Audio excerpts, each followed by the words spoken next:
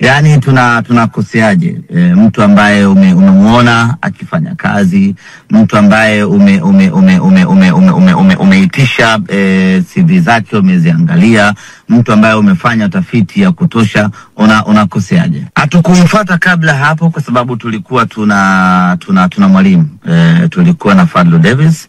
Kwa baada ya mwalimu Fadlu Davis kuondoka, tukaangalia nani anaweza kuwa mbadala mzuri kwa timu yetu. Tukaona huyu anaweza kuwa mbadala mzuri kwa timu yetu. Kwanza tukaangalia wasifu wake, tukaangalia ambao amefanya, tukaangalia elimu yake, tukasema huyu ni proper replacement ndani ya timu yetu. Hatukuwa tunamfuatilia huko nyuma kwa sababu tayari una kocha, unamfuatilia nini, itakuwa ni uongo. Yule sio mchezaji kusema kwamba wacha nifuatilie progressive yake ili niweze kuona maendeleo yake yakoje.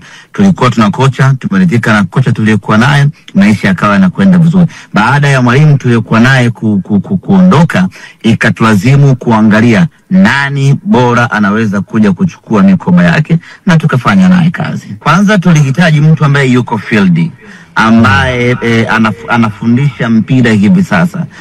Sio yule kocha ambaye hana timu tangu mwaka uliopita au mwezi uliopita. Hatukutaka mtu wa namna hiyo. Tulitaka tumtoe mtu ambaye yupo kazini, yani tunamtoa pap anakuja kwenye timu yetu. Kwa hiyo hicho ilikuwa ni kigezo cha kwanza.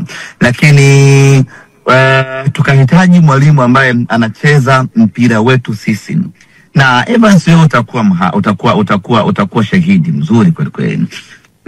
Tulivyokutana na manager Pantev, yeye na sisi, yeye alikuwa bora sana kwenye mechi zetu zote mbili, na kwenye mechi hapa Dar es Salaam alionyesha uwezo mkubwa zaidi.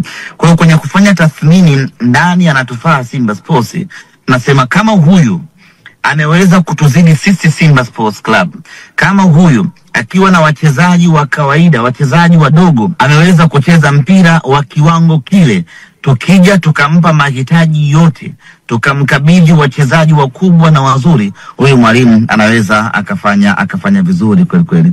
Kwenye ile timu ya Gaborone United kuna wachezaji wengine ndio wanafanya mitihani ya form 4 safari hii.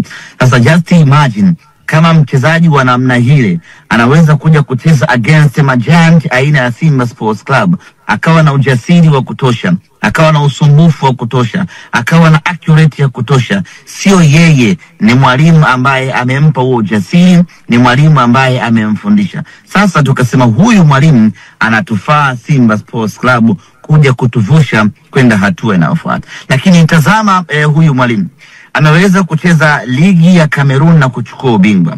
Amekwenda msimu mmoja ligi ya Gaborone amechukua, ligi ya Botswana amechukua ubingwa. Kuchukua ubingwa katika nchi mbili tofauti, hiyo haliwezi kuwa jambo la kubahatisha. Huyu mtu ana kitu cha ziada kwenye kichwa chake, ndicho ambacho Simba tumekiona na tukasema huyu anatufaa unyamani.